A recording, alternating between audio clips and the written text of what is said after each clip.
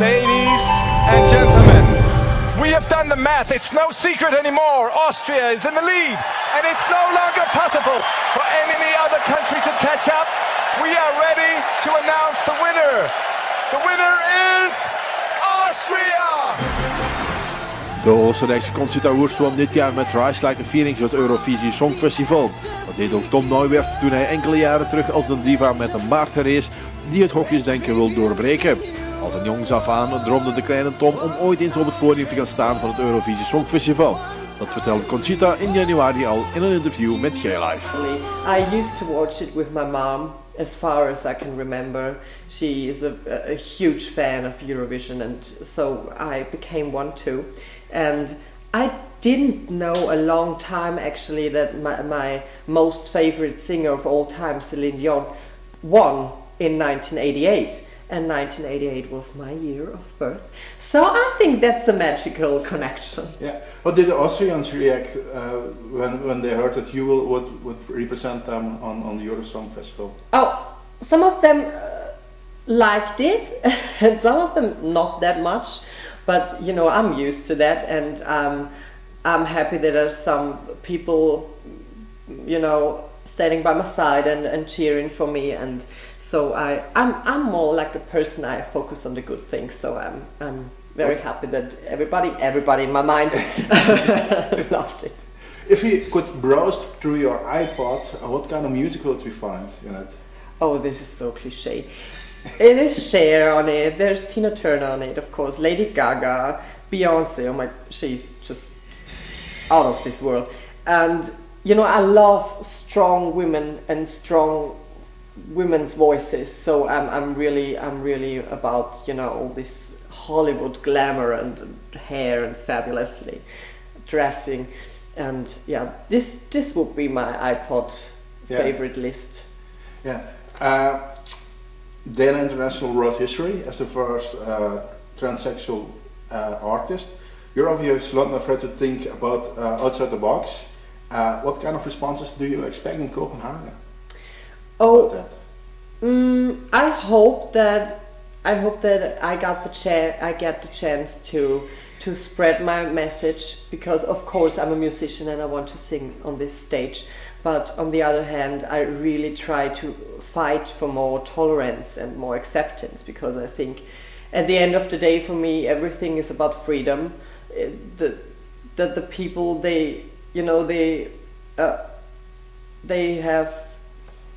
are free about their way of life, and everybody should just, you know, dress however they want, be whoever they want to be, you know, as long as they are not hurting anybody. And I think this is such an important thing, especially nowadays, to show Europe, in better way the world, that there are people who are different and not less important than the others. Yeah. Do you want to be a spokesperson for the LGBT community? Well, you know, I try. I don't call myself a role model or something like that. I just try to speak up for my people.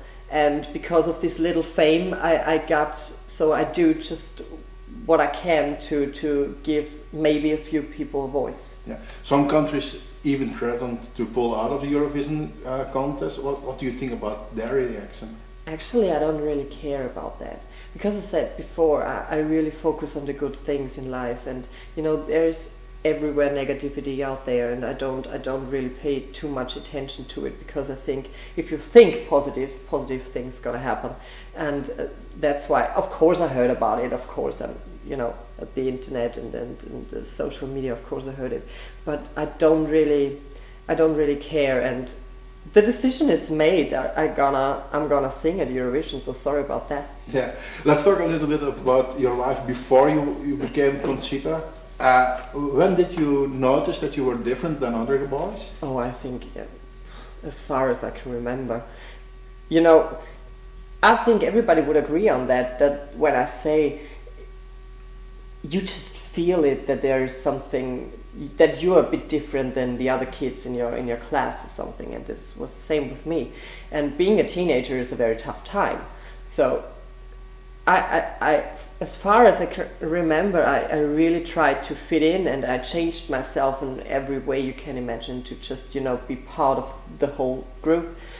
And this never really worked out. So at the end of the day, I decided I just want to have a fabulous life. And I created this bearded lady to stand up for a few people, to say, be brave, and, you know, you just have one life. Do whatever you want with it, and everything is fine if you're happy. Yeah. Is Conchita happier in her skin than Tom was or is? On stage, yeah, on stage, of course. It's on the one side there is this message which I really want to shout out, and on the other hand there's just this costume, and it's so much fun for me, you know, dressing up and doing the makeup and try different things, and I feel more comfortable on stage. And I think that's a very common thing, because you have Lady Gaga, and in her private life she's Stephanie, and you got Sasha Fierce, and in her private life it's Beyonce. And I really understand that, because you are a different person on stage, and this just helps me to push it to the limit. So when I think about them, Tom is still Tom with training pants on and a beer at home? Or? Yeah. I always say I'm a very hard-working queen and a very lazy boy at home, and actually it is like that, because, you know, I got the shimmer and the shine and the events and all that stuff, and Tom is at home doing laundry, and this is just so nice, you know, these both things in life, because this normal life I have as a private person, it just grounded me so much the last years, and I think that's just the best way for me to stay focused and do every part in the best way I can. You've got a very unique look with a beard. What's that all about? Well, actually it's not that unique, because in America I got a few sisters with beards. So, but I think here in Middle Europe I think there are two more.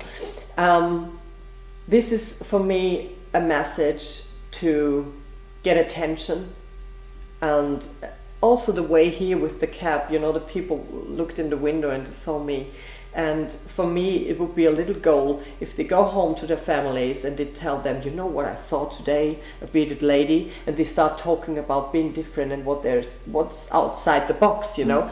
And this would be a little goal for me to just start talking. You know, they don't have to love it, but I think acceptance and tolerance is a very big topic for me, and I think this is, you know. Where do you see yourself ending in the Eurosong Festival? Oh my God! We think you're gonna win. We think you're gonna win, but you say that. Don't. Oh, no pressure. I don't know. You know, of course we all want to win, of course. But this is just this dream. But you must not forget about this whole thing around it. You know, as we talk, there's a dress, you know, and there's this huge event. We are singing in front of 300 million people or something, with television and live audience. So this is just beyond, and this is such a great opportunity for a musician to represent himself as first. And so I don't know, I just try to give the best that I can. Yeah. Do you write your own songs, except the Eurovision song then? Or do you have a team of writers for you? I have a team of writers and producers, which they are my close friends, so this is a very, very, you know, very close combination and a very emotional one. So I'm very deeply involved into the songwriting process. But I'm not that talented and actually patient enough to write a song, because, you know, I'm like, I do it once and that's it. But songwriting is such a long process, and if I'm honest, I have a tough time sitting next to them and deciding which line we're gonna take and how do we sing it. And yeah, but I'm growing into it. Yeah. What can we expect from you in, let's say, 5-10 years? Where do you see yourself? Hopefully I got a Grammy till then. We will see. I don't know. I want to, you know, I want to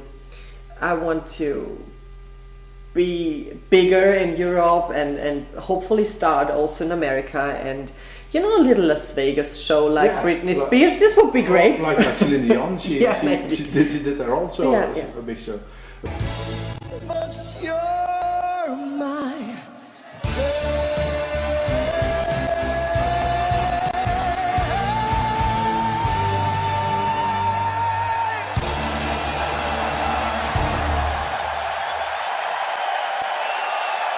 Thank you so much.